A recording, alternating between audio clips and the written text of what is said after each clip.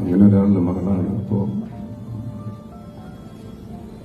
ഇത് അമ്മയെ അറിയിക്കുക, മോളുടെ അമ്മയെ അറിയിക്കണം. അതിനുവേണ്ടി ചെന്നൈയിൽ പോയാൽ കുഴപ്പമില്ല, ഉർവശിയോട് പോയി ഈ കാര്യം പറയണം. അവരുടെ അനുഗ്രഹമാണ് ആദ്യം മേടിക്കേണ്ടത്. കാരണം ഒരു ദക്ഷിണേന്ത്യ കണ്ട ഏറ്റവും വലിയ വെർസറ്റാലിറ്റി ഉള്ള ഒരു ആക്ട്രസ്സാണ്.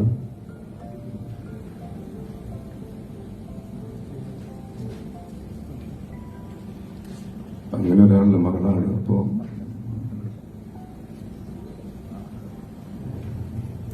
നമ്മള് ചെന്നൈയിൽ പോയി അമ്മയുടെ അനുഗ്രഹം മേടിക്കണം പറഞ്ഞു.